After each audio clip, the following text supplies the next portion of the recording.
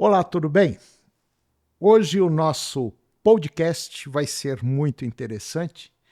Nós vamos falar sobre pecuária, principalmente pecuária de corte. Vamos dar uma viajada por esse mundo da produção da carne bovina.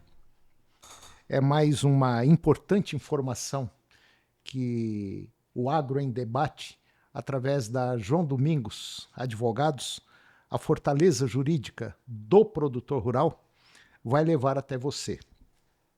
E nada mais, nada menos que está aqui comigo hoje uma pessoa que conhece profundamente o setor produtivo agropecuário, as problemáticas que envolvem a criação de gado, produção de capim, de comida, enfim.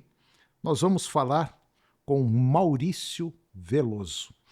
Maurício Veloso é agrônomo, é pecuarista, é uma pessoa que tem um relacionamento muito grande dentro do setor produtivo agropecuário.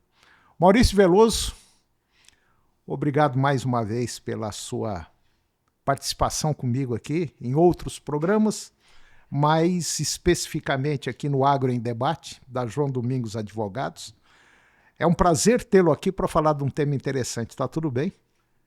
Toninho, alegria de estar com você, seja aqui, seja em que lugar, é sempre um prazer. Você é um grande divulgador de todo o nosso setor agropecuário, mais do que um divulgador. Você é um provocador e nesta vibe eu me alinho com você, me identifico muito com você, porque eu acredito que boas mudanças elas só acontecem através da provocação. Sim. Como diz um amigo nosso também do agro e muito querido, o Ricardo Reis, é preciso que haja atrito para que haja o fogo, para que desperte o fogo. Precisa dessa faísca do atrito. E nisso você tem sido mestre. Eu me alinho e estou juntíssimo com você para que a gente possa provocar boas transformações necessárias nesse mundo pecuário nosso aqui no Brasil. Maurício, de maneira geral, a pecuária brasileira, nesses últimos 10 anos, tem tido assim um arranque que poderia ter acontecido com uma velocidade maior, mas já teve um arranque razoável. Nós já temos aí pecuaristas se profissionalizando, nós já temos pecuaristas bem profissionalizados, mas a maioria ainda está patinando e acreditando e levando a pecuária num passado que está dando muito prejuízo, né? Os caras não estão acompanhando como deveria. Mas aqueles que resolveram partir para uma pecuária realmente produtiva, uma pecuária, vamos dizer, moderna, esse pessoal está tendo um resultado positivo, né? Olha, Toninho, é interessante isso que você está dizendo sobre a velocidade de mudança e sobre a quantidade de pessoas aderentes ou não não apenas às novas tecnologias, mas fundamentalmente ao novo jeitão de fazer pecuária. Independentemente de ser pecuária ou qualquer outro negócio,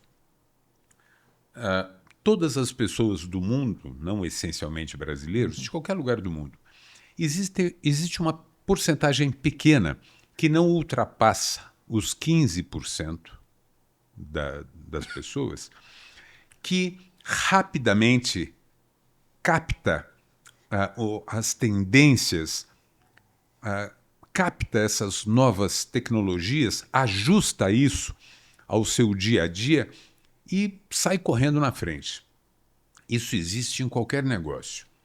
E existe mais um grupo também muito interessante de aproximadamente uns 35% que, ao ver esses 15% arrancar na frente, fala, opa, o caminho é esse, e vai atrás. Tem uma outra turma, uns outros 30%, que são um pouco resistentes, não querem arriscar, e tem 20% lá no fundo negacionista, que não quer se transformar e considera tudo, seja o novo ou seja o antigo, eles consideram tudo ruim, enfim, vivem de mal com a vida. Bem, o que nós temos visto aqui no Brasil em termos de avanço é muito interessante, Toninho. Eu vou dar um exemplo bacana para você. Eu ainda estou presidindo a ASSOCON, que é a Associação Nacional dos Confinadores, e é uma entidade com 30 anos de idade. Foi criada num momento em que havia um desabastecimento de carne no período da seca. Então, essa associação foi criada para fomentar o confinamento. Muito bem. O que fazíamos e o que fizemos anos a fio? Reunir grupos de pecuaristas, de candidatos a confinadores, e íamos aos Estados Unidos, íamos à Austrália para aprender como é que se confinava gado.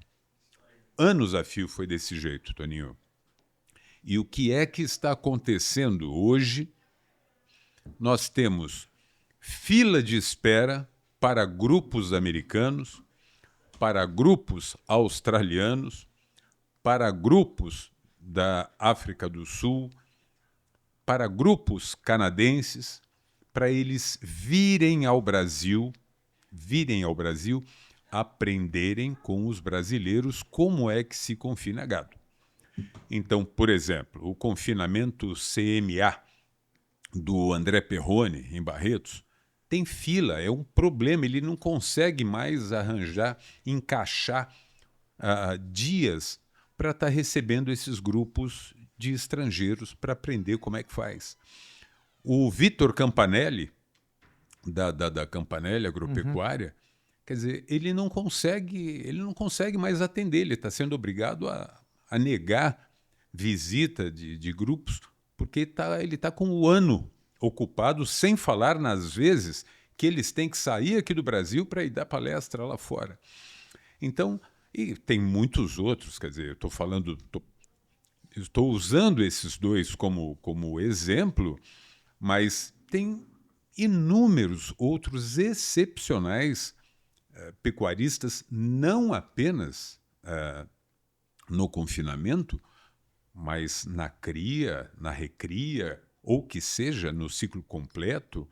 Então é preciso que a gente frise que existe um movimento muito forte, irrefreável, de modernidade dentro da pecuária. E quando a gente fala de modernidade, eu digo que é produtividade com longevidade. Sustentabilidade é a palavra da moda, né? Todo mundo gosta muito de falar isso, mas nada mais é do que você ser cada dia mais produtivo, ou seja, você conseguir fazer cada vez mais com menos e por mais tempo, de forma que a gente assegure a produção desse alimento extraordinário que é a carne, incomparável, durante justamente todas as próximas gerações, que é responsabilidade nossa cuidar para que isso aconteça sempre. Bom, isso tudo que o Maurício falou é um fato que a coisa já está acontecendo e, como nós dissemos, tem gente que é uma corrida de Fórmula 1, tem gente que já está 2, 3, 4 voltas na frente, às vezes, do terceiro, quarto colocado. É desse jeito. Né? E o cara que está lá atrás já recebeu aí umas 5 voltas do primeiro colocado e ainda ele fala assim, não, eu estou bem, meu carro está aguentando. Só que tem uma coisa, o carro dele, a hora que chegar na corrida, ele vai ter que dar várias voltas para poder chegar no final da corrida. E é aí que o pessoal tem prejuízo.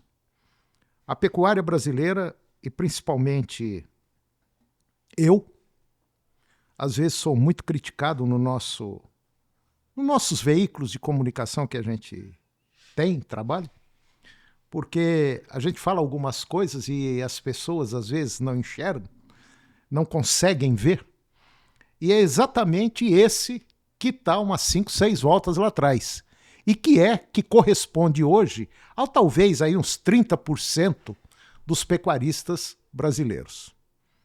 A pecuária mudou, as coisas mudaram, tudo está mudando e rapidinho.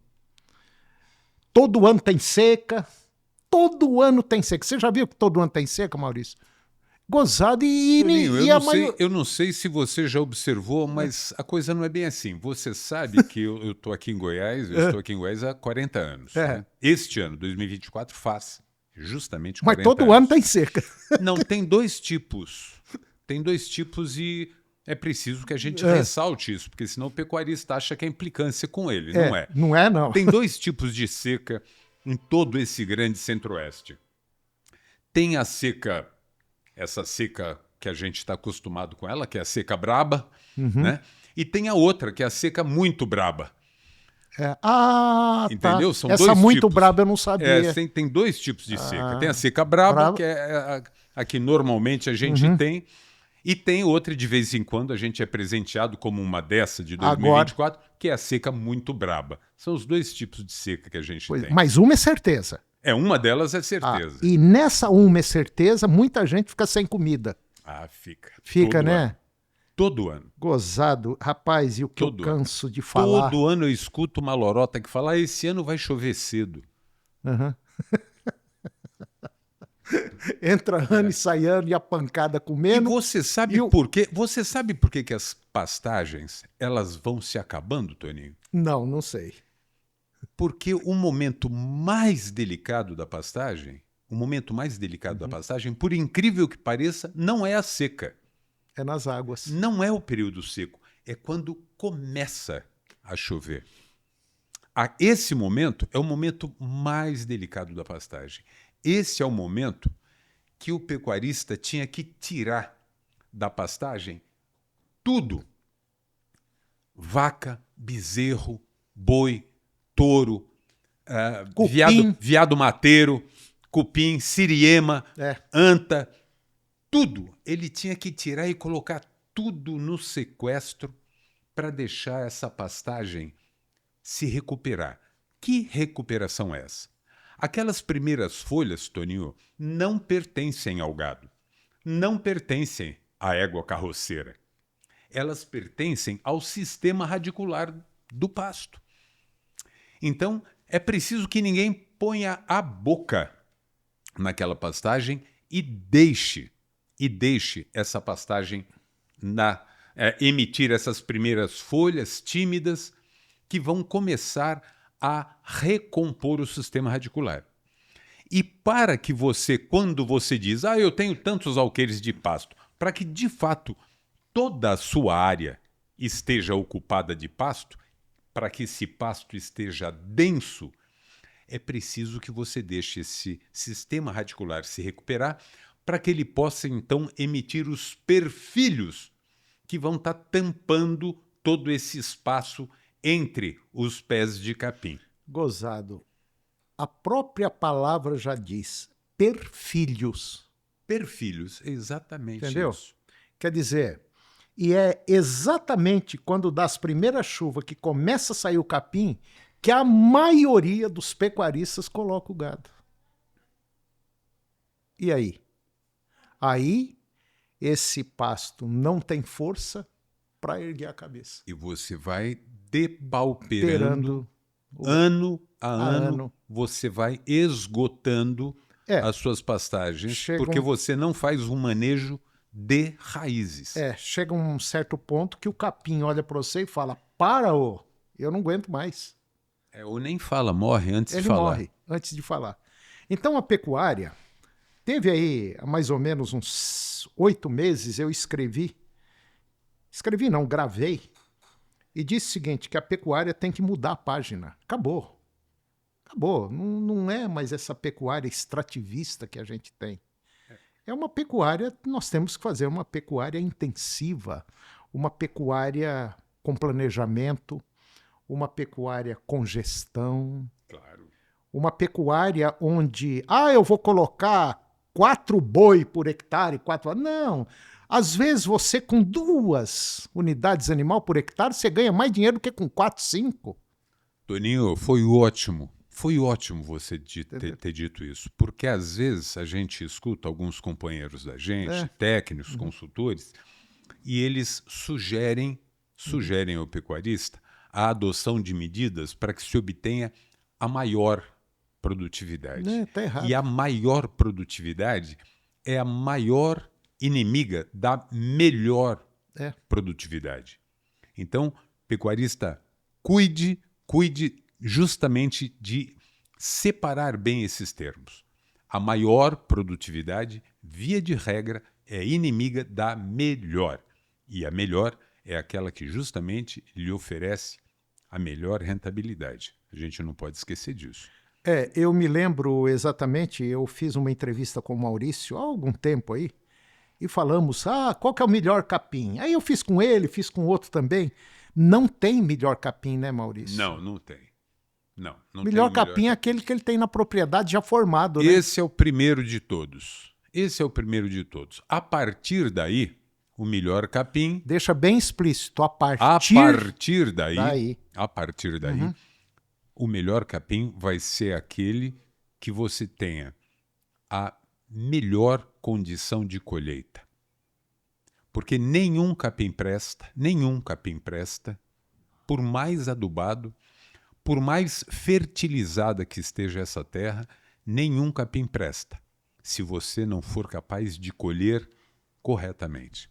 A colheita é que manda nesse benefício ou não da sua pastagem. Isso é que manda, colheita. E a colheita ela é feita pela boca do animal, né? Pois é, mas tem que ser na hora certa. Você sabe quanto nessa época das águas? Você sabe quanto que um capim ele chega a crescer por dia? Sabe quanto? Não sei não. 15 centímetros. 15 centímetros. Claro, dependendo do capim, dependendo de fertilidade, mas ele chega a crescer 15 centímetros por dia. Então é assim, capim, ele cresce muito rápido, ele envelhece muito rápido, ele ganha e perde nutrientes nas suas folhas muito rapidamente.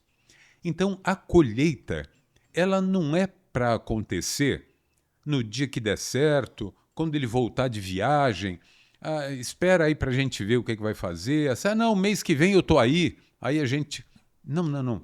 A mudança, a entrada e a saída do gado na pastagem é alguma coisa que exige precisão.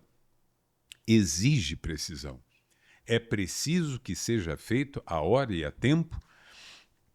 Eu gosto demais de citar uma frase de um amigo querido, excelente técnico, o Ernesto Cosernesto.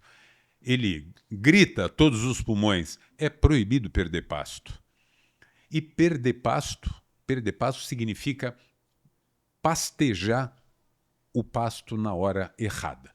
A entrada do gado precisa ser correta e a saída do gado da pastagem também precisa ser na hora, no dia. Não dá para esperar. Maurício, falta um pouco... Será que falta educação, conhecimento? Porque tem hora que a gente vê tantos absurdos que você fala, eu não consigo entender o sujeito com uma fazenda de 200, 300 alqueires, 500 alqueires, fazendo umas barbaridades que, cara, é inadmissível. Toninho, a culpa não é dele. Muita gente que às vezes está nos assistindo pode estar se sentindo incomodado e de cara eu digo para você, homem e mulher pecuaristas, a culpa não é sua. Você sabe de quem que é a culpa disso? A culpa é da pecuária. A culpa é da atividade pecuária. Toninho, durante quase 500 anos, aproximadamente 440 anos, a pecuária aqui no Brasil deu dinheiro. Você fazendo tudo certo, você fazendo nada e você fazendo tudo errado, a pecuária dava dinheiro. De 40 anos para cá, de 50 anos para cá, justamente quando nasceu a pecuária moderna, a agricultura moderna, eu digo 50 anos porque é o tempo de nascimento da Embrapa. A partir daí é que nós começamos, então, a engatinhar, e ainda engatinhando com uma história de pecuária e agricultura moderna de 50 anos, nós conseguimos já incomodar e assombrar o mundo inteiro. Mas a verdade é que a culpada é a própria pecuária. Ela sempre deu condições para que o pecuarista ganhasse sem precisar fazer nada, Toninho. Então, existe sim, ou existiu uma cultura de se repetir tudo aquilo que o pessoal antes da gente vinha fazendo, os nossos antecessores vinham fazendo. Só que houve, de fato, uma mudança muito grande e a pecuária deixou de ser reserva de valor para ser bem de produção. E bem de produção exige giro. Giro exige produtividade. E isso, a ausência de você ter novas terras para você desmatar, novas fronteiras agrícolas para você desmatar, até 1983 aqui em Goiás, nós tínhamos o Polocentro, o Proterra, em que o governo pagava, o governo subsidiava você para você ocupar, para o brasileiro colonizar a terra brasileira. E o Sudene e Sudã foi mais para frente ainda. Outros financiamentos governamentais para que o brasileiro ocupasse as suas terras, produzisse nas suas terras. Então, veja, é novíssima essa pegada de você ter que imprimir produtividade ao negócio pecuário. Entretanto, Toninho, eu até brinco, e é preciso que a gente saiba rir um pouquinho da gente mesmo, né? Então eu digo que ainda existe no Brasil o convívio de duas pecuárias, que é a pecuária Flintstones e a pecuária Jetsons. É verdade. E não se trata de eu diminuir a pecuária Flintstone, que é a pecuária que eu fui criado. Eu fui criado dentro dessa pecuária. Ouviu, Mar? O Barney Rubble. Eu fui criado dentro dessa pecuária onde você mostrava o seu valor ao você correr atrás de boi, atrás de vaca e rachar a boca em galho de sambaíba. Quanto mais doido você fosse, quanto mais bruto você fosse, mais você era respeitado. Você tinha que ser mais ignorante que o gado. E hoje nós temos aí gente extraordinária, nós temos a Carmen Pérez fazendo um trabalho magnífico, transformando o jeito de fazer pecuária, mostrando que o bem-estar animal não é um modismo, é um insumo indispensável para que você tenha maior produtividade. Então é muito bacana essa nova pecuária Jetsons, Toninho. Isso que o Maurício falou agora de bem-estar animal é um fato incrível. Recentemente eu fui fazer uma reportagem numa fazenda de Nelore. E aí as vacas com bezerro, as Nelores com bezerro, estavam tudo dentro de um curral grandão, uma área grande. Aí eu falei pro dono da fazenda, bom, eu vou filmar aqui de fora. Ele falou, não, entra aqui comigo. Eu falei, mas nem morto. Você tá maluco, cara. Vaca parida Nelore com bezerro aí de 2 meses de idade, eu vou entrar no meio desse gado? Aí ele me pegou pelo braço, falou, vem cá, vem comigo aqui, fica do meu lado. Pode, põe a câmera aí e tal. Eu entrei, andei, depois eu andei sozinho no meio das vacas, assim, ó, sozinho. Dava tapa na bunda de uma, levava a cara de uma para lá, a outra vinha, cheirava a gente. É um trabalho muito bem feito de bem-estar animal. É. Eu nunca tinha visto aquilo. É frescura isso? Claro que não. É um gado que você põe num brete, ele entra tranquilo, sossegado. Ele perdeu, você faz com que o gado perca o medo dos seus tratadores. É verdade. Então, muita coisa mudou, muita coisa vai mudar, muita coisa está mudando. Então, você que está lá na Fórmula 1, já levou 5 voltas do cara que está em primeiro lugar, então você toma cuidado, porque essa pecuária, infelizmente, acabou. Ela já não existe mais. E um outro ponto que eu acho muito importante, e a gente vem falando isso e vem acompanhando, é que hoje uma pecuária, para ser de excelência, ela tem que começar com uma boa agricultura, né, Maurício? Toninho, outra dica formidável que você oferece aqui para o nosso bate-papo. Eu costumo, em várias palestras que eu tenho a oportunidade de fazer por esse Brasil, eu costumo chamar o público para que a gente alinhe a definição de pecuária. Antes de você terminar, outro dia ele falou um negócio numa palestra aí que eu chorei de rir.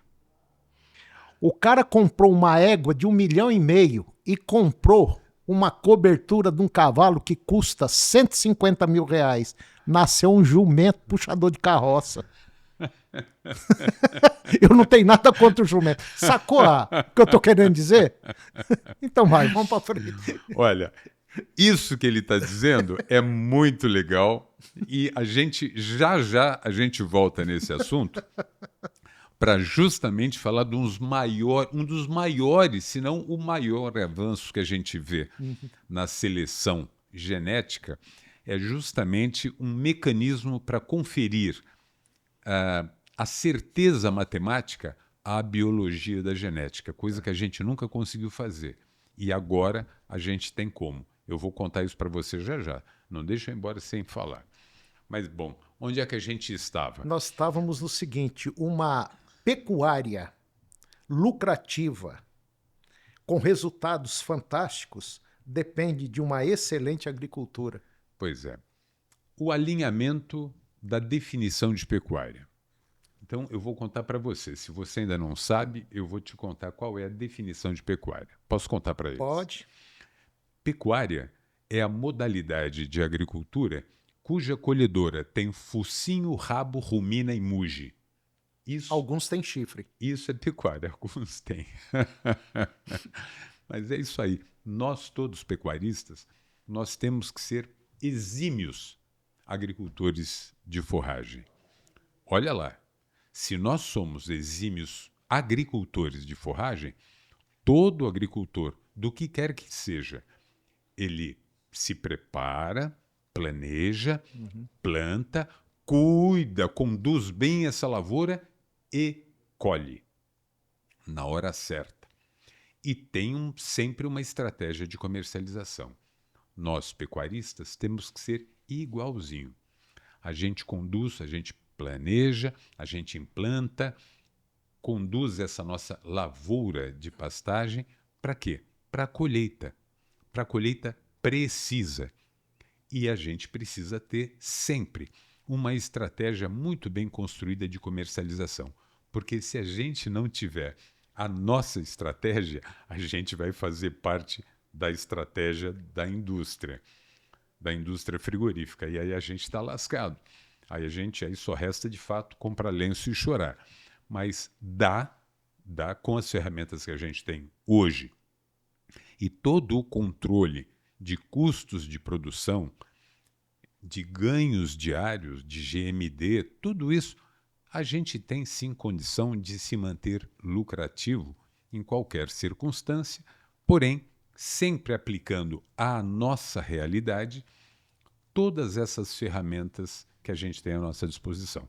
Eu gosto de dizer, Toninho, que todas essas ferramentas, que todas as tecnologias, elas precisam ser customizadas, elas precisam ser ajustadas, adequadas à realidade de cada um de nós.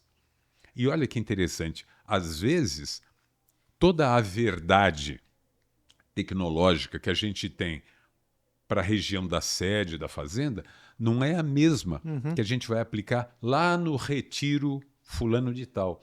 Coisa lá diferente, é mais difícil. Os solos lá podem ser mais férteis, menos férteis. A gente pode ter uma condição de manejo boa ou não. Enfim, é preciso que a gente ajuste o tempo todo as ferramentas, as tecnologias disponíveis. Mas uma coisa é certa, se a gente se afastar e abrir mão de usar a tecnologia e as boas ferramentas, seguramente é o caminho mais curto para a gente dar com os burros na água. Já que estamos falando de animais de roça, a gente dá com os burros na água. Maurício, tem hora que eu fico ruminando algumas ideias e chego à conclusão seguinte. Assim, parece que de maneira geral o pecuarista não gosta de muito trabalho não, né?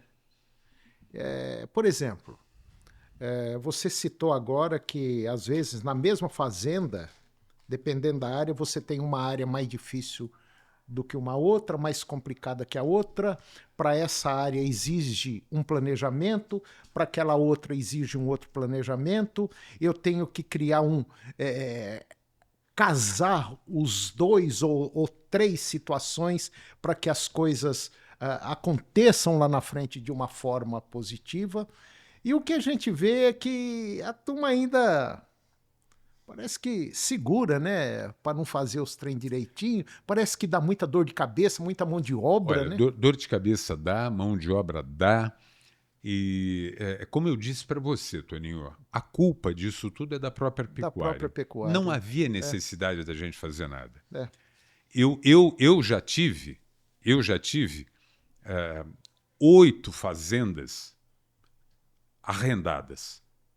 Fora as minhas 3, eu tinha mais 8 fazendas arrendadas. Eu passava o tempo todo na estrada, todo dia eu tinha gado na estrada, gado indo, gado vindo, porque era muito fácil.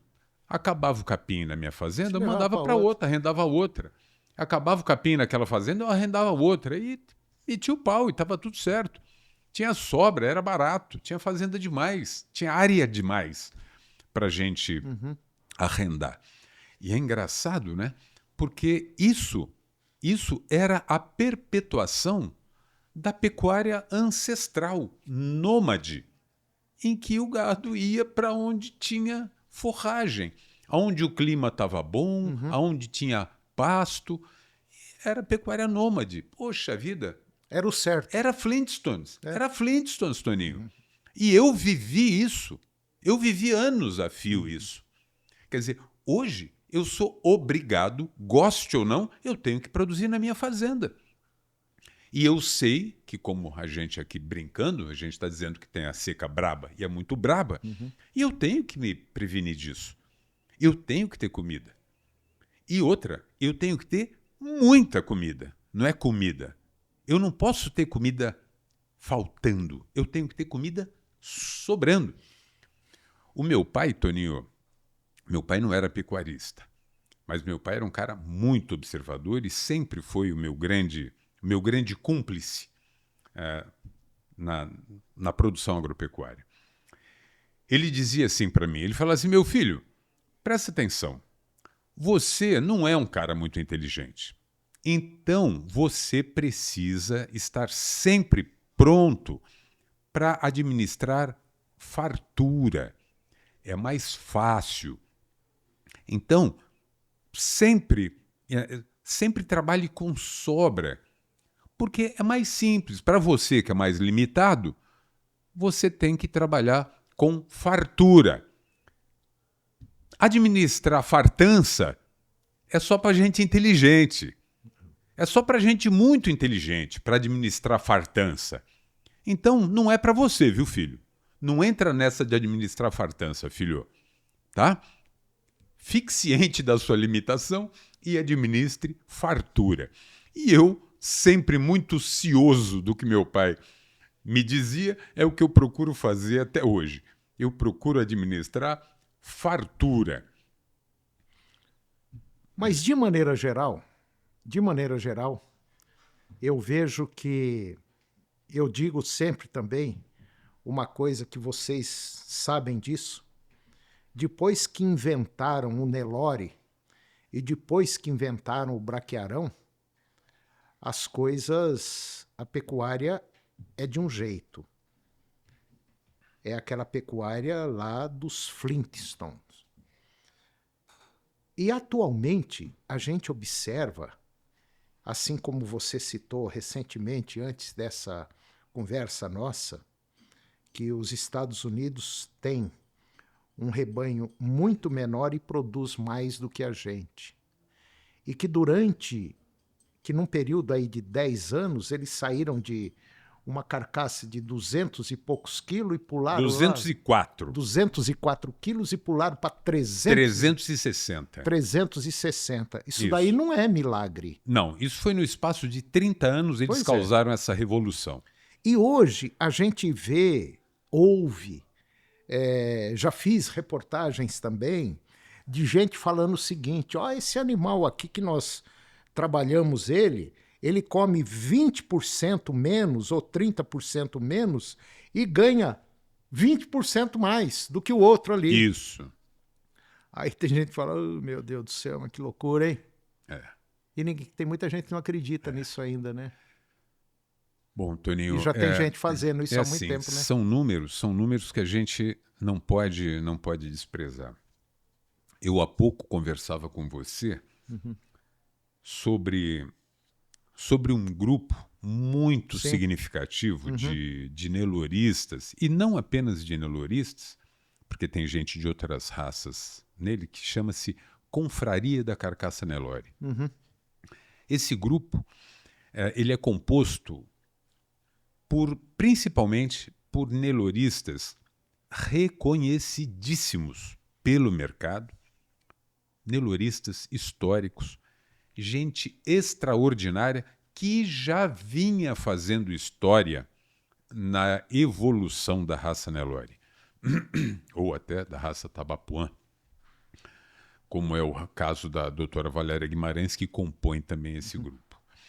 Mas o que acontece? Esse grupo, veja que interessante, pessoas extraordinárias, icônicas, exemplo na arte de bem selecionar a raça Nelore, e justamente esse grupo de pessoas extraordinárias cederam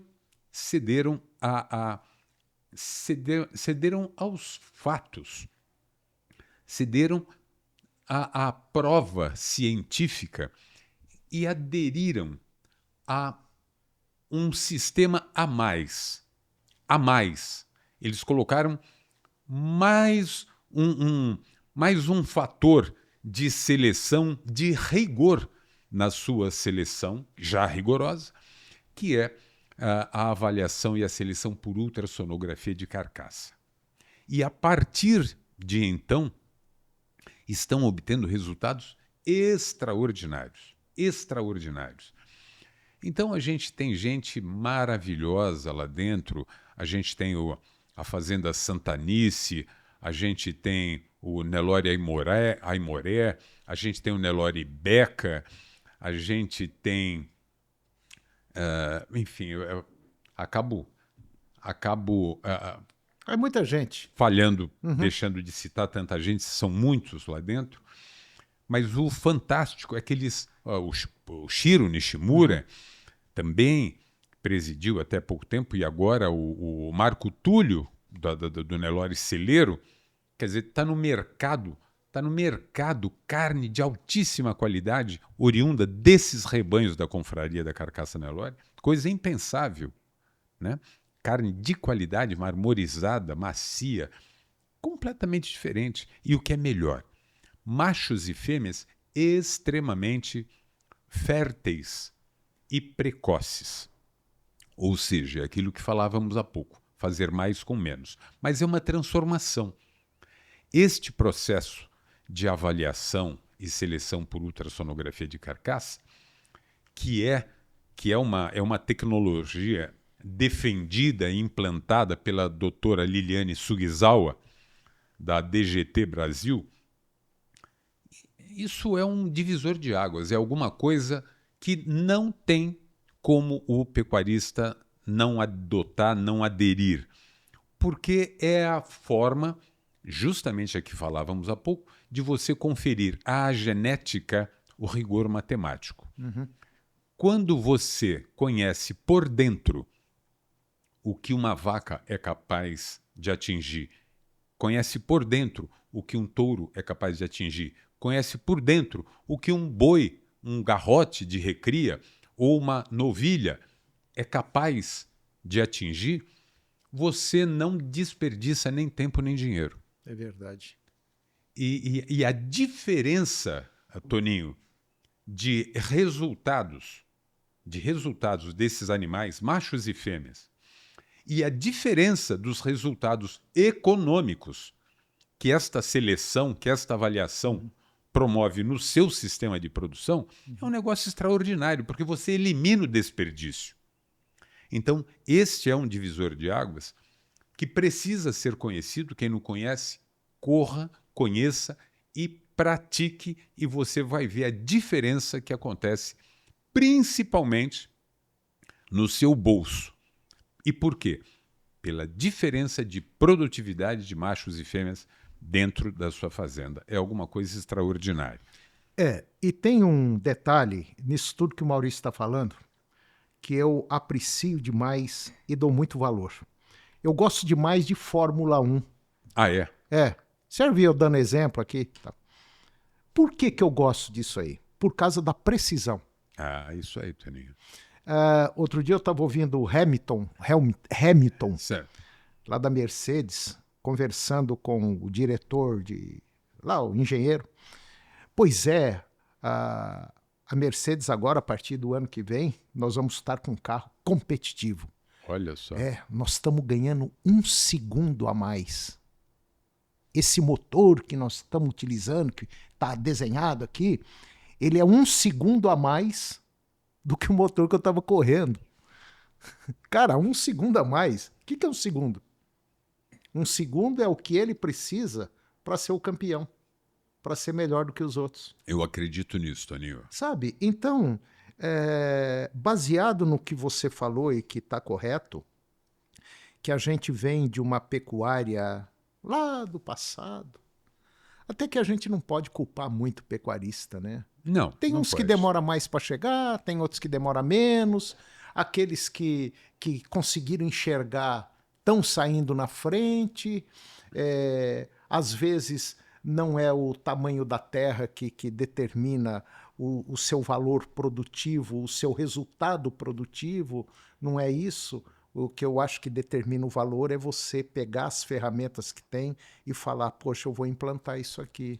E às vezes tem detalhes que são fundamentais. Por exemplo, tem coisas que na sua propriedade rural você não gasta dinheiro para fazer, né? Tira daqui, põe ali, tira de lá, põe para cá. É o jeito de fazer. É o jeitão. Então, dependendo do jeito que você faz, às vezes as coisas dão um resultado que você jamais esperava. Né? É isso que eu estou falando. Manejo, isso que você está falando é manejo. Manejo. E manejo é 70% da vida da fazenda. E não custa dinheiro. Mas custa o jeito. Custa o jeito. E tem mais um detalhe, baseado nisso, 80%, 90% dos problemas que às vezes a gente arruma pra gente, o culpado é nós mesmos. Nós é que vamos atrás do problema. Não tem dúvida. Porque solução tem. Às vezes você precisa bater a mão e falar, não, nós vamos fazer desse jeito. Mas baseado em quê? Não, baseado nisso, nisso, nisso e nisso. Aí pronto. Toninho, eu também faço parte desse grupo que precisa ver para crer. Né? Eu também faço parte desse grupo. Agora, eu tenho tido a oportunidade de andar muito e de ver muito. E eu ponho a minha cara a tapa. Então, é assim, eu vi alguma novidade, eu pego e levo lá para minha fazenda. E muitas vezes, o meu filho, que também é agrônomo, Maurício, ele fala, mas pai, que raio que o senhor está inventando de fazer? Eu falo, filho, eu preciso saber se isso é bom ou se não é. Eu preciso saber. E eu não nasci assim, não. O meu pai era o cara que me provocava. Já disse isso aqui, ele foi meu grande cúmplice. E como muito bom advogado que era, ele vivia me cutucando. Ele dizia, filho, não tem jeito de fazer isso que você está fazendo diferente, um pouco melhor? Não, pai, é assim mesmo que se faz. Mas e se fizer diferente? Não, pai, isso não se faz diferente, é assim, quer ver? Aí, por exemplo, eu pegava um livro, mostrava para ele, olha aqui, ó, a academia está deixando claro, eu ainda fiz um curso agora, aqui a semana passada, olha que está corroborando o que diz esse livro fulano de tal, é assim que faz. E ele esperava um pouquinho, dali a um café, ele falava, mas e se você tentar em fazer assado, em vez de fazer assim? E eu já começava a ensaiar uma perda de paciência com aquela insistência de eu fazer diferente. E de uma forma idêntica, repetida por anos a fio, ele terminava a nossa conversa da seguinte maneira. Ele falava, olha, meu filho, deixa eu falar para você, é preciso experimentar o diferente. Mesmo que dê errado. Mesmo que dê errado, você vai aprender mais um jeito de não fazer. Entretanto, se você não fizer, e se o ser humano, não fizesse, hoje nós ainda estaríamos comendo o pão numa mão e o pernil na outra. Um dia, alguém teve a ideia de pegar o pernil e pôr dentro do pão e inventar o sanduíche. É. Se alguém não se dispuser a tentar o diferente, a gente passa o resto da eternidade com um pão na mão e com o pernil na outra. É preciso a gente ter esta disposição ao novo. E isso, olha, eu estou falando aqui do papai, estou aqui me arrepiando, graças a Deus eu até hoje me emociono com as lições do meu pai, mas elas sempre permanecem atuais e oportunas. Então eu nunca mais me fechei ao novo. Eu cada dia me mantenho mais observador ao novo, Toninho, e procurando enxergar justamente como isso interfere e interage com todas as nossas atividades do dia a dia. E eu corro para fazer isso em casa, para então eu poder vir aqui e usar o seu canal de comunicação e estar dizendo para o pessoal, olha, eu fiz e é bom. Não deixe de fazer, não deixe de experimentar. Eu testo. Eu não olho alguma coisa numa revista e venho aqui falar. Não. Eu vejo, pago para ver, ponho a cara a tapa e aí a gente vê o que acontece. Quer ver um exemplo clássico disso? Implantação de cerca elétrica na fazenda. Eu frequentemente, em palestras, em entrevistas, eu digo, use cerca elétrica. E outra, use cerca elétrica da Speedrite. Ué, Maurício, mas por que você está falando da cerca elétrica da Speedrite? Você é menino propaganda deles? Você ganha dinheiro deles? Não. Não ganho nada deles, não. Eu ganho a gratidão de quem me ouve e implanta porque é uma cerca que não dá problema. A minha tem 25 anos de implantada. 25 anos que eu uso cerco elétrico. E segura boi de corte, né? A placa solar que eu uso lá na minha fazenda, ela tem 25 anos de idade. Ela é da Speedrite. Será que é boa, Toninho? É mais ou menos, né? Será que é boa? Quer dizer, lascado está o pessoal da Speedrite, que me vendeu uma 25 anos atrás e nunca mais vendeu outra. Está lá mesmo. Então, eu tenho que dizer para o pecuarista, olha, funciona, é barato, ela conserta as suas pastagens, você faz a pastagem do formato que você quiser. E hoje eu já digo mais, olha, para. Agora a cerca tem que ser móvel. Agora você tem que pegar a cerca elétrica e fazer cerca móvel. Hã? E o bebedouro? Móvel também. Também, mesma coisa. Então, tem uma série de coisas que a gente vai fazendo, por exemplo, IATF, né? Como é que alguém pode hoje falar assim, não vou fazer IATF? Ah, não, eu quero fazer inseminação do jeito que fazia antigamente. Vamos sair de madrugada com guarda-chuva em cima do burro, esperando, rezando para aquele buçal marcador no queixo do touro derrame tinta no lombo da vaca, aí você consegue achar 2 vacas no meio de 200.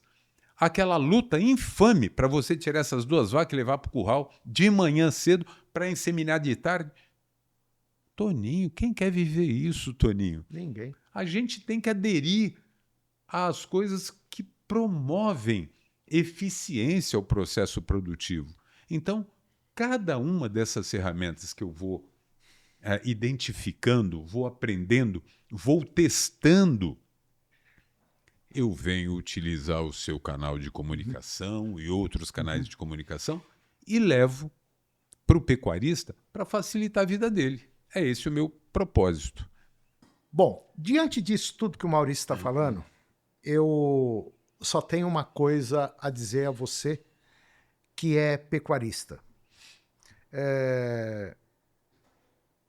A agricultura hoje, como nós já dissemos, ela é peça-chave para o sucesso da pecuária. Pode ser de leite, pode ser de corte, mas mais precisamente de corte. O Maurício hoje, ele está utilizando algumas, vamos dizer assim, algumas variedades de capim que vem dando um resultado fantástico. Inclusive o Maurício, que já foi, ainda é, mas já foi, assim, mais intenso na produção de milho com capim para fazer silagem. Sim. Hoje o Maurício parece estar virando as coisas e partindo só para capim, né, Maurício? Ô, Toninho, você sabe que eu não estou recomendando isso para ninguém, não. Eu Só estou sei. contando minha história. Há 25 anos que eu planto milho todo ano. Planto milho, planto sorgo.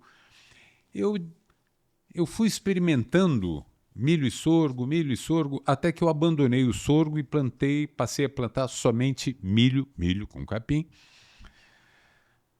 E esse ano eu resolvi não plantar milho.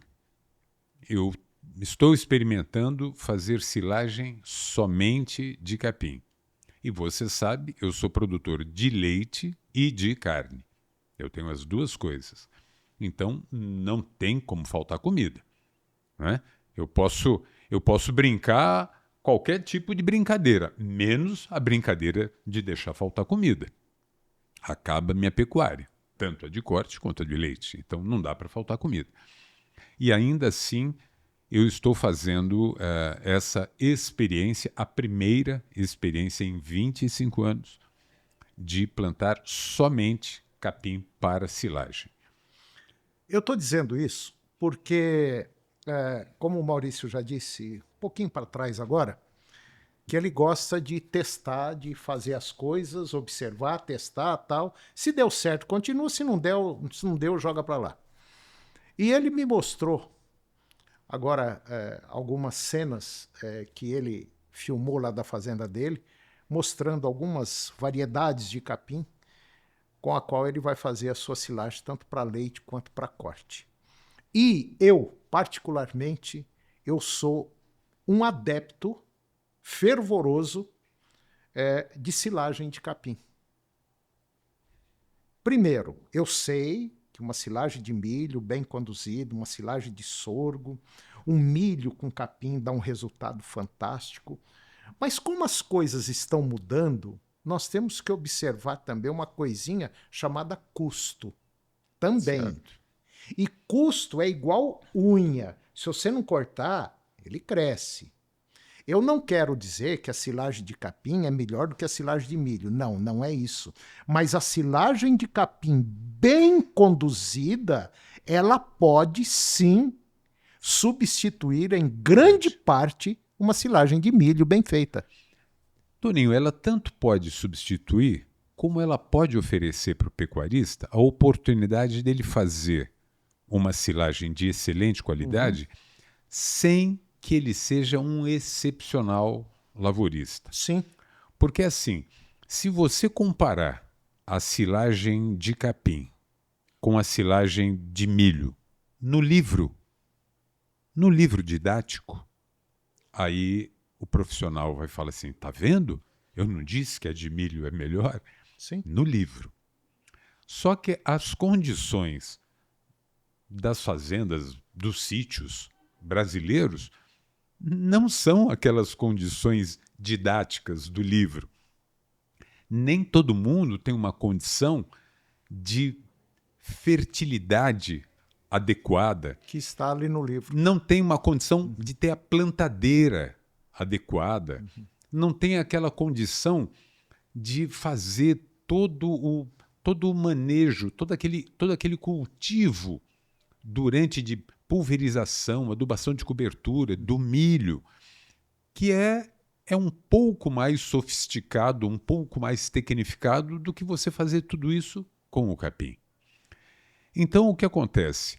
A silagem de capim, ela democratiza a oportunidade de ter volumoso, de excelente qualidade, em praticamente todas as propriedades brasileiras. E isso é o que não pode faltar. Isso é uma experiência que o pecuarista tem que tentar. Eu tenho diversos amigas, por exemplo, tem a Ana Amélia Paulino, que ela é advogada, agora é presidente do Sindicato Rural de Porangatu.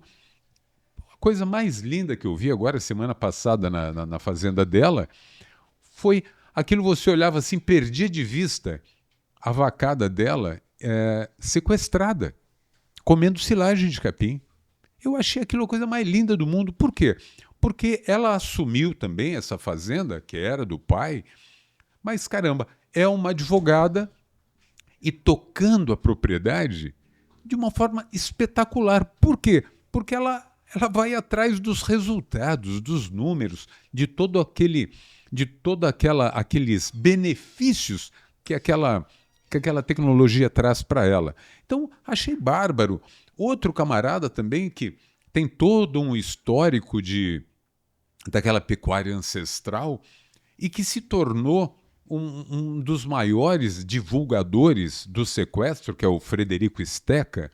Quer dizer, é uma coisa muito legal. Então, essa silagem de capim, ela oferece essa oportunidade. O capim está lá. Se você está cuidando bem dele, você está repondo nutrientes nele, a hora que a água bater no chão, ele dá um pulo. Ele vem rápido. Enquanto você vai estar esperando a janela exata, a variedade exata, o que é que você vai plantar, como é que você vai se proteger de todos os problemas que tem, de todas as pragas, doenças do milho, tudo isso, o capim já está grande.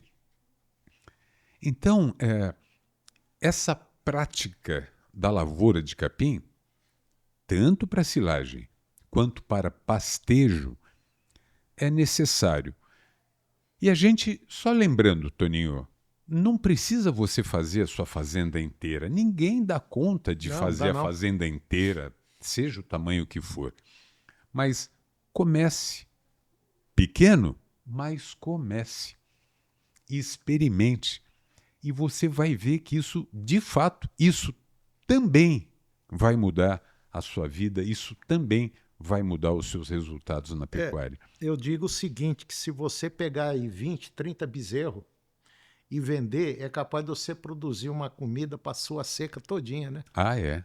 Dá muita coisa, não dá? E uma área pequena, você vê. Pequena. Você consegue fazer... Perene.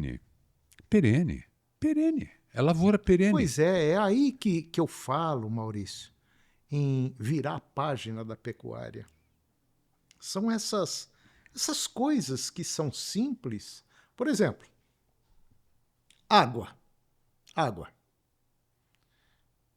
Você, com uma água boa, você ganha aí 300, 400 gramas a mais de um peso de um boi por dia, não ganha? Olha, uma... incrível, É mas, incrível. mas muda, sim. Mas muda, não muda? Não sei se chega a 400, Tá, mas vamos mas eu vou botar falar para 200 você. gramas. Mas a diferença É absurda. é grande e não dá para desprezar os ganhos que uma água limpa, de Entendeu? qualidade, oferece ao seu rebanho. É uma coisa ainda que eu acho que tem que ser observada. Você dá uma condição de um pasto tranquilo, com árvore, com alguma coisa, é um negócio fundamental. Toninho, você reparou, posso perguntar uma coisa para quem está assistindo Pode, aqui? pode, fica à vontade. Você que está nos assistindo, e a pergunta também é para o Toninho, você conseguiu perceber a quantidade de detalhes que o Toninho fala assim, você precisa observar, você precisa aprender, você precisa fazer uma coisa, duas, três. Então eu vou chamar uma atenção agora para você e para o Toninho. Isso é uma coisa assim crucial dentro desse momento da pecuária que a gente vive. É o número de exigências que a nova pecuária cobra de nós. É o número de competências que a nova pecuária cobra da gente. Presta atenção no que eu estou dizendo. Eu não estou dizendo a quantidade de novos conhecimentos. Eu estou falando a quantidade de novas competências. O que é a competência? A competência é você saber aplicar o conhecimento. Não basta você ter o conhecimento, você tem que saber aplicar esse conhecimento. Isso são competências. E agora, nesse pouco tempo que a gente está batendo papo aqui, a quantidade de vezes que o Toninho tocou nesse assunto, que é a exigência de mais uma competência. A gente muda um pouquinho de assunto, olha, outra competência necessária. A gente muda outro assunto, olha, outra competência necessária. É importante a gente dizer isso, Toninho, porque existe uma tendência do pessoal dizer que é simples, de dizer que é fácil. E não é. Fazer pecuária hoje, fazer pecuária rentável hoje, não é fácil. Dá muito trabalho e, seja grande ou seja pequena, ela exige de você, exige de mim, novas e multidisciplinares competências. Nem sempre eu vou dar conta, nem sempre você vai dar conta. Eu até já fui autossuficiente dentro da pecuária de corte, quando a pecuária exigia poucas competências ou, cá entre nós, praticamente nenhuma. Hoje é uma quantidade grande de competências. A gente precisa se cercar de gente competente, porque tem muito artista, muito gogó e sem resultados. Mas é importante a gente se cercar de gente boa que nos ajude nesse processo todo de planejamento e execução das ferramentas, das tecnologias customizadas à nossa realidade, minha e sua realidade. Competências, Toninho. Novas competências, novas e multidisciplinares competências. Isso é um gargalo pesado. Nosso e dos nossos colaboradores, hein? É verdade. Você está falando aí, eu estou dando uma viajada e pensando no seguinte. Eu tenho observado e acompanhado uma série de leilões de touros. Sim. E realmente touros assim, fantásticos. Esse daqui tem o saco desse tamanho. Esse outro aqui é filho não sei de quem com não sei quem. Esse daqui produz isso, enfim. Aí você vai lá pro leilão, você compra 3, 4, 5, 10 touros, 15 conto cada um, 20 conto cada um. Compra um sêmen de um touro, não sei das cantas, e daí a pouco você taca numa vacada branca ruim pra burro, esperando um resultado bom. Aí você toma na cabeça. O que está errado? Eu tenho observado que a turma só está olhando o touro, não está olhando as vacas. Olha de novo a pecuária como Entendeu? culpada. Olha de novo a pecuária como culpada. Durante quantos anos, ou melhor, durante quantos séculos, Toninho, a gente ouviu aquela ladainha? Ah, a vaca pode ser de tostão, mas o touro é de milhão. Quantas vezes a gente Eu ouviu tô isso? com o saco cheio de ouvir isso aí. Foram, Tá tudo foram, errado. pô, Toninho, foram séculos Aí bota as dessa vacas de para repetir. comer soca de colheita. Fica as vacas lá comendo vaca magra. Aí você compra um touro absurdamente caro, um botijão. Até muito pouco tempo atrás, até questão de 3, 4 anos atrás, você sabe qual era o rebanho de fêmeas vazias que o Maurício Palma Nogueira calculava que nós Maurício. tínhamos Aí, ouve isso aqui, ó. no Brasil? Ele calculava que nós tínhamos 40 milhões de ventres vazios no Porque a Brasil, vaca é ruim, e a pecuária tinha que bancar. né? A pecuária tinha que ser boa o suficiente para bancar 40 ventres vazios. Viu o que eu falei para você? A pecuária deixou de ser reserva de valor. Era importante você ter 40 milhões de vacas, não importa se estava parindo ou não. Hoje, não dá. Hoje você tem que emprenhar cedo. Você tem que fazer com que a bezerra ou o bezerro dessa primípara, que também atinjam os seus pontos econômicos ativos, mais rápido. Então, é giro. A pecuária tem que ter giro até por uma questão de sustentabilidade, além da econômica. Então, não dá para você. Brincar mais. Não dá para você brincar, porque esse animal custa muito. Custa. De ficar lá só passeando, olhando para sua cara. Ele tem que ter um objetivo, ele tem que ter um fim. E é preciso que você tenha isso identificado. Você tem... Hoje você pega qualquer fazenda um pouco mais organizada, o camarada compra um bezerro, o camarada compra um garrote, ele compra um boi magro, ele recebe na hora. Ele recebe uma marca dizendo o mês que ele vai morrer, que ele vai para o abate, o mês e o peso com que ele vai. Essa previsibilidade precisa existir no negócio. Nós estamos encerrando o ano de 2024. Será que a minha amiga, será que o meu amigo pecuarista que está nos ouvindo, ele conseguiu pegar o rebanho dele todo, identificar individualmente e na ficha desse animal estar lá contada a história futura desse animal, que dia que esse animal vai virar caixa, vai virar bezerro? Vai ser muito difícil, acho que não. Mas precisa fazer. Precisa. Esse fluxo de caixa precisa existir no planejamento do dia a dia da fazenda. Aquela clássica pergunta, né? Quanto você tem no banco aí? Rapaz, você sabe que eu não sei, deve ter mais ou menos sei lá, mais ou menos X.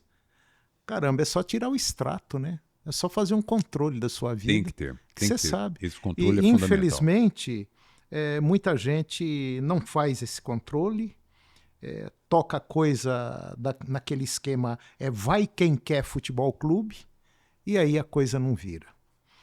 Bom,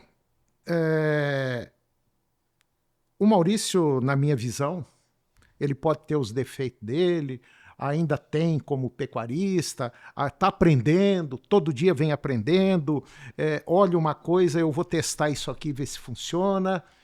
Mas o Maurício já é uma das pessoas que já está... mais uma vez eu volto na corrida de Fórmula 1, ele está chegando entre os 5 melhores nas tomadas de decisão, na sua propriedade, ele está entre os 5 melhores nessa corrida de Fórmula 1. E quando ele chega entre os 5, eles estão chegando basicamente dentro do mesmo segundo. E eu acho que isso é muito importante. Talvez para o ano que vem o carro dele vai melhorar 1 segundo. 1 segundo. A turma está trabalhando para isso. Eu gostaria que você que está nos acompanhando, não é vergonha nenhuma, eu acho que isso é muito importante, porque eu também ajo dessa forma. Eu sempre vou atrás do melhor, procurar saber onde está o melhor, para eu poder, não é copiar, mas pegar aquilo ali e tentar adaptar à minha realidade. porque a sua realidade é uma, a dele é outra, a minha é outra, tem as suas diferenças. Então vamos nos adaptar. Você poderia até entrar em contato com o Maurício e conhecer o trabalho que ele está fazendo lá na fazenda dele. Ele cria Nelore com Cindy, cruza Cindy com Cindy, está dando um resultado bom, né? Eu vi uma bezerrada dele lá, que é um negócio fantástico, enfim. Inclusive no gado leiteiro. É. Cindy com Jersey e com holandês. Aí, tá vendo? Que você faz o Sindolando e você faz o Singer. Muito legal. Eu estou experimentando. Pois é. Como é que o Gonzaguinha dizia?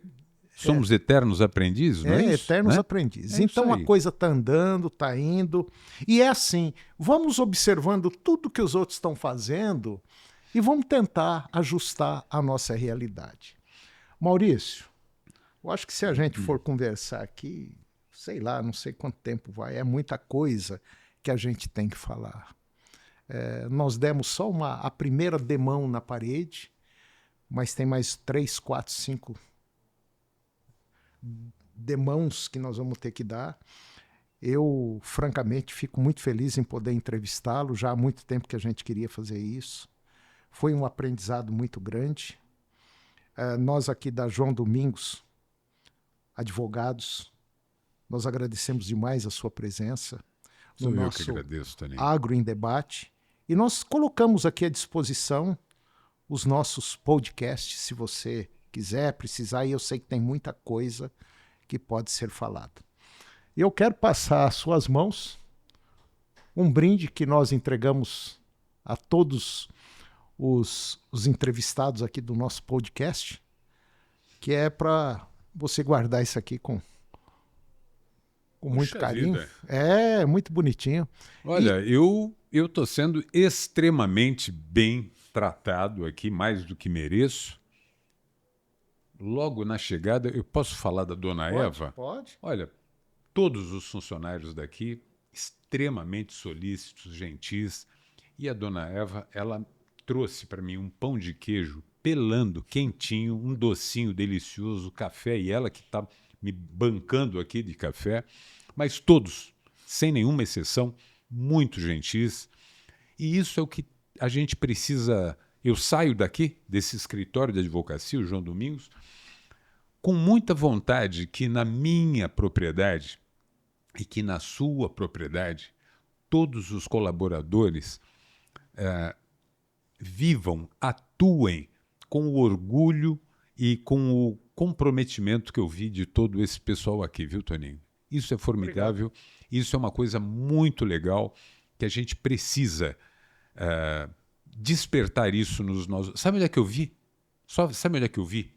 Esse espírito extraordinário de orgulho pelas pessoas. Você vê que as pessoas se orgulham de trabalhar, de pertencer. Eu vi isso na Matsuda. Eu vi isso na Matsuda, Toninho. É impressionante o brilho nos olhos que o pessoal tem. Exatamente o brilho nos olhos que eu vi aqui, nesses colaboradores e colaboradoras aqui da João Domingos. Que espetáculo! Olha que bacana, gente. Olha que show. Mateus, será que a câmera consegue pegar esse espetáculo? Toninho, eu conheço você é um cara malandro, você não dá ponto sem nó. Eu conheço bem você. Eu já tenho a certeza do porquê de um canivete desse tamanho e afiado desse tanto. Isso aqui deve ser uma mensagem subliminar do Toninho e do João Domingos associados para mim, que é para que eu corte, e de preferência que eu corte na raiz, todo desperdício que eu possa ter na minha fazenda e na minha vida.